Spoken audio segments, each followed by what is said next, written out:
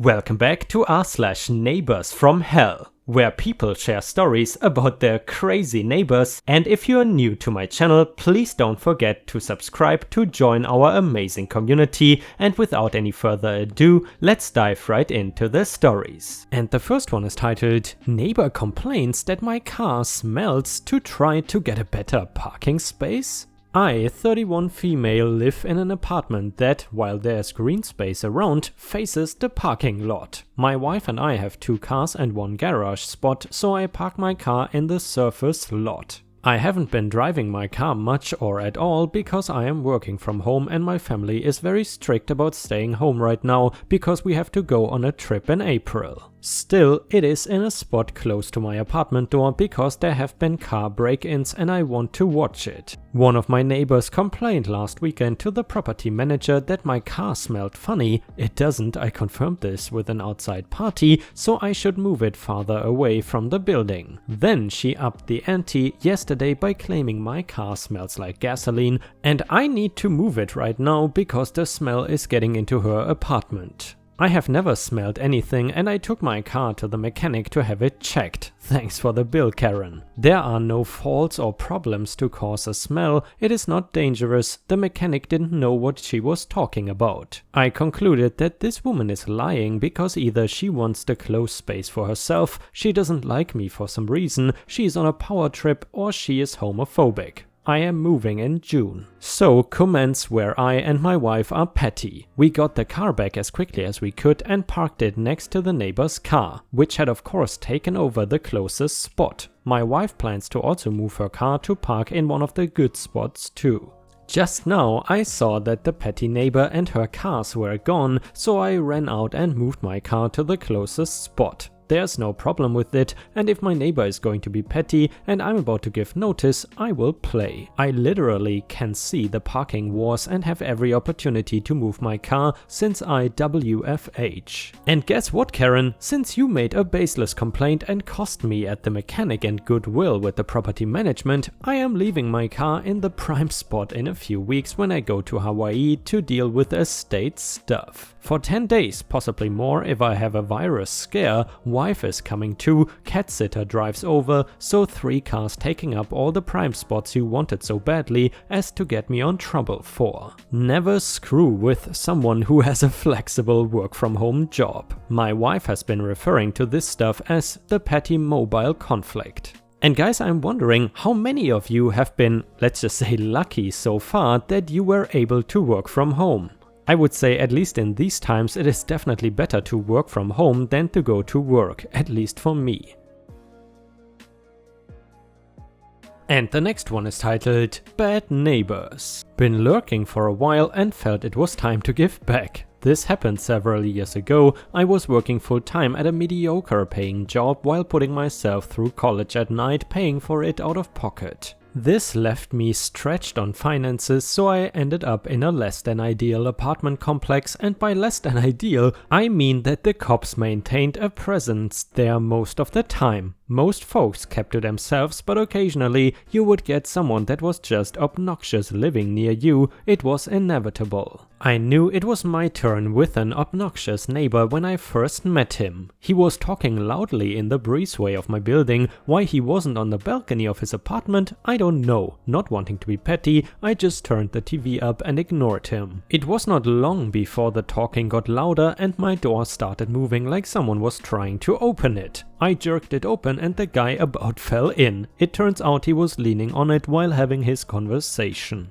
After politely letting him know that it was very annoying, I give him an "it's all good" and close my door. Immediately he refers to me using a racial slur in Spanish to the person on the other end of the phone. I may not be fluent in Spanish, but I know some important slang. He would have parties all night, sometimes with a dozen people in the breezeway, getting drunk and rowdy. There was always trash on the stairs, for example half-eaten cheeseburgers, old milkshakes, etc., and cigarette butts everywhere. His large pit bull would bark all day, just about non-stop. I could complain about it and be the whiny neighbor, or just bide my time until I graduate and then move. Graduation was only a semester away, so I decided to bide my time. Coming home from school one night, I am walking through the parking lot reading my phone when I see a dog running at me, growling. It is the dude's pit bull rearing to attack me. Dude's girlfriend yells at him and he calls his dog off and breaks out laughing. Enough is enough. Someone is going to get hurt, so I complain to the apartment manager, but I am told without proof their hands were tied.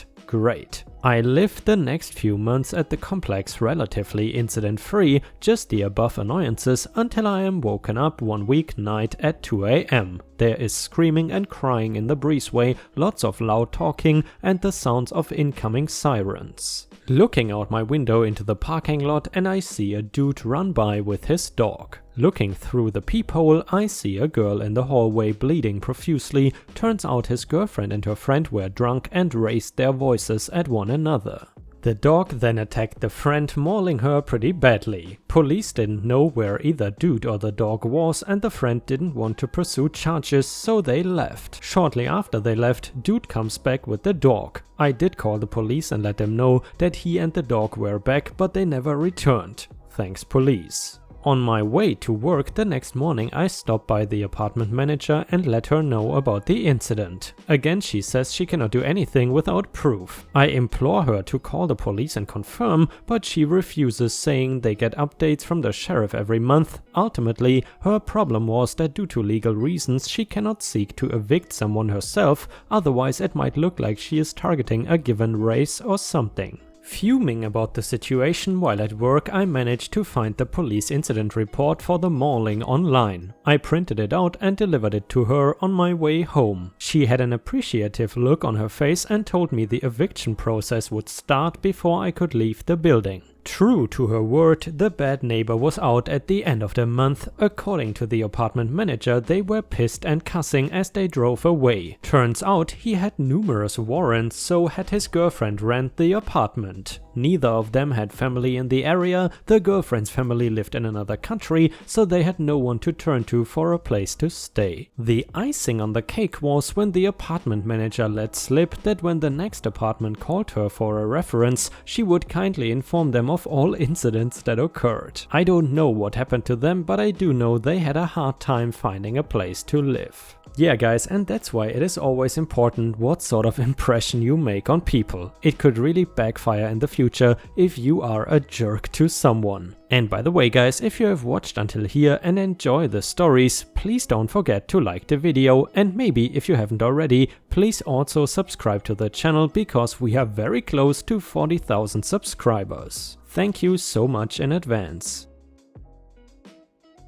And the next one is titled 30 years later and they are still standing. I grew up on a country road with 4 houses. Our mailboxes were on the main road. Someone kept vandalizing the 4 mailboxes by driving through them, breaking the posts. I recall replacing the mailboxes a few times on weekends. After 4 to 5 times, my dad and the neighbors hatched a plan. My dad told me to go to bed early. We have a lot of work to do in the morning. After breakfast, we go to the mailbox and there are the other 3 neighbors and their sons, along with a tractor with a post hole digger, railroad ties, cement and a mini mixer. We proceed to dig 2 very deep holes. Digging holes is very back-breaking where I lived, as the land was very rocky region. You only dig about 6 inches before we had to dig out a bunch of rocks in the hole. We took turns digging out the rocks over the entire morning. There was a lot of motivation as this was the last time we were going to fix the mailboxes. We dig 2 holes 6 feet deep and hoist 2 uncut 12-foot railroad ties in each hole.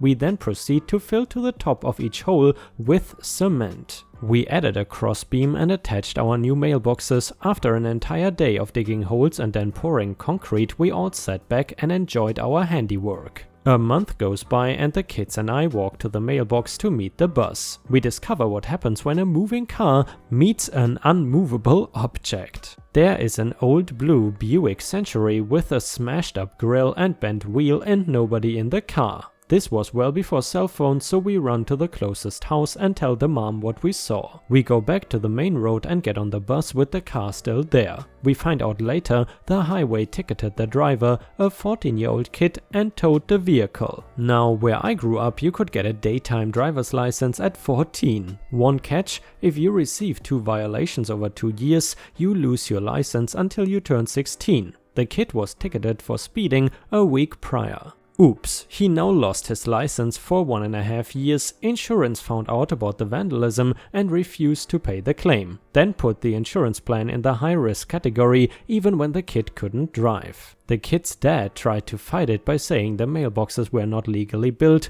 It turns out mailbox construction is set by the state and county, and our state/county did not have any regulations on county mailboxes. I smile every time I go home. After 30 years, the indestructible mailboxes are still standing.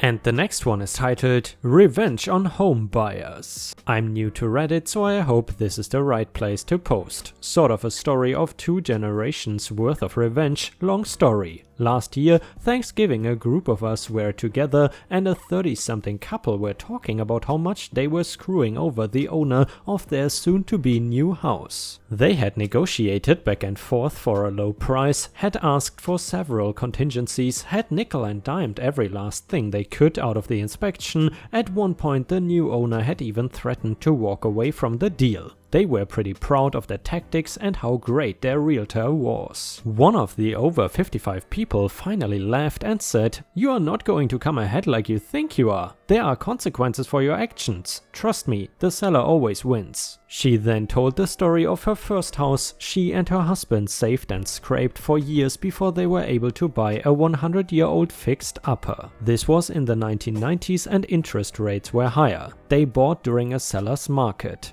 A major employer in their town closed and relocated. The town was plunged into a recession. No jobs, people moved away, and housing prices dropped. 4 years later, she and her husband are getting a divorce. It is now a buyer's market. Their house sits on the market for over a year. Finally, they get an offer. The buyer's realtor was related to them and was a shrew. The offer was less than what they paid for the house, and they had made several costly upgrades. The buyer tried asking for several changes and cash back at closing. After they did the inspection, they kept demanding for things to be done. They started with all the lower cost things: new smoke detectors, snaking a drain, and every 2 to 3 days it was something else they wanted done. Finally, she and her husband had to tell her realtor that they had no money left. They couldn't afford what the buyer was asking for, and they had no choice but to let the buyer out of the contract. The buyer backed off the repairs, but then wanted a couple pieces of furniture that were family antiques. When that didn't work, they wanted a lower price. She and her ex were about one step from a nervous breakdown and were convinced the buyers would walk. She told a few more stories about how the buyers and inspector were late an hour for the inspection. They brought their dogs in the house. She was very allergic. The dogs peed and pooped in an area that had new carpet, etc. She lived in a state where buyers and sellers all meet around a table in a lawyer's office for closing at the same time. Roughly an hour before that meeting, the sellers and realtor do a final walkthrough. The night, well, early morning while it was still dark, before closing, she dumped around 100 gallons/30 pounds of salt water on the grass and bushes. She turned down the temperature on the water heater. She replaced toilet paper rolls with almost empty ones. The next morning, she and a very good friend sat a half a block away and waited for them to finish the inspection. Once they left, the friend went into the house. She waited a few minutes and drove to the closing. The new owners were about 10 minutes early to the signing, and she was about 5 minutes late. She was very slow about signing the papers and a couple of times asked to have things repeated. While she was signing things, her friend was removing a couple of boards in the attic and adding a mama house and her new litter to the attic. He also removed some lattice work and threw a termite's nest under the front porch. Then he sprayed some sugar water around the cold chute and exterior basement and cellar entrance. Even she knew turning down the temperature on the water heater was petty, but she also hoped that even the one cold shower would start their day off lousy. She moved out of the area, but a year later when she was visiting, the grass had not recovered. She noticed the attic window had all been replaced and a couple of old huge trees were trimmed back. 3 years later there was a new front porch. This was an old house with a wraparound front porch, so no cheap fix either. She later heard the people who bought the house lost it through bankruptcy in less than 5 years. Fast forward to this year at Thanksgiving, we were smaller in number but the same couple was there. They were a bit deflated. While the previous owners didn't do anything quite as bad as the woman in her 50s, it was a pretty tight-knit neighborhood. All of the neighbors had heard blow-by-blow details of their negotiation tactics. They were very cool to them upon meeting, and even a year later they don't feel very welcome. The neighbors will gather in the street and visit, now with some distancing.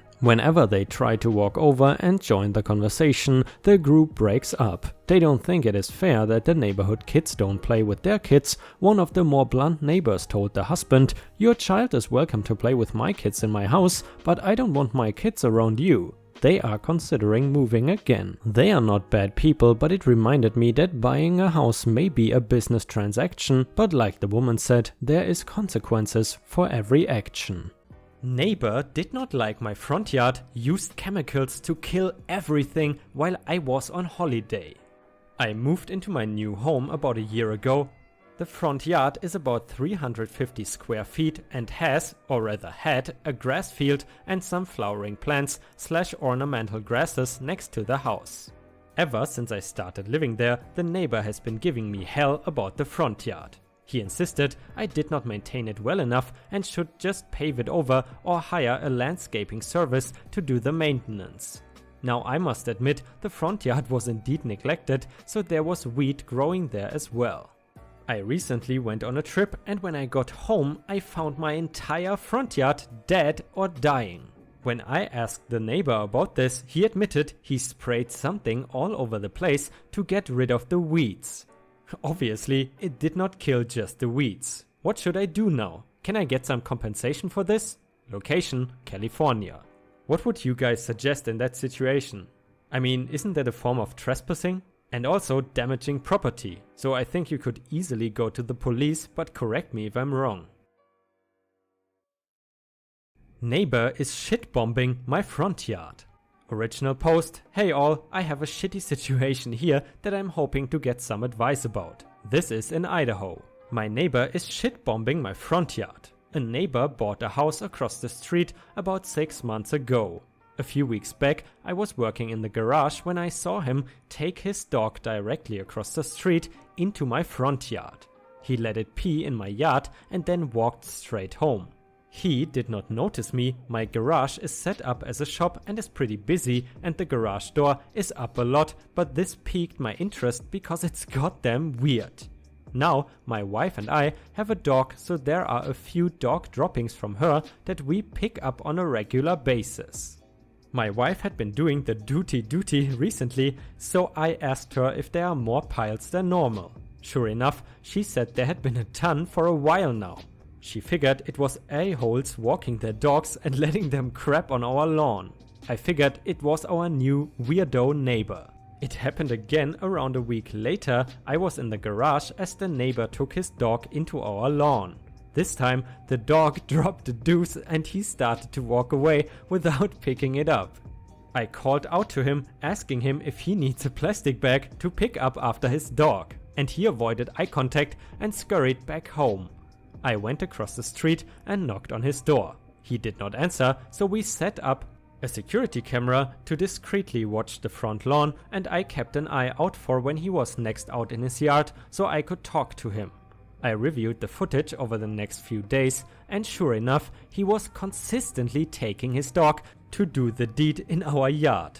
Why our yard? No clue. We have never had any interaction with this guy whatsoever. The next time I saw him walking to his car, I confronted him.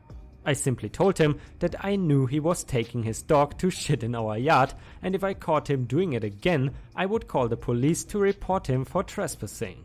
He denied doing it, claiming it must be other neighbors, got in his car and drove away with me standing in his driveway. So I review the footage from the last few days. Dude is not walking his dog into my yard anymore, he's letting the dog shit in his yard. He then scoops it up, walks it across the street and tosses it into my yard with a shovel. What the absolute F? And guys, unfortunately, we have already reached the end of the video. I hope you enjoyed today's stories, and if you haven't already, please also go to patreon.com/ripeyoutube, where I upload exclusive Reddit videos starting at just $3 a month. This is a great way to support me in case you are interested, and the chance for me to become independent from YouTube revenue. Thank you so much for watching. Please don't forget to subscribe and like the video, and I hope to see you again tomorrow.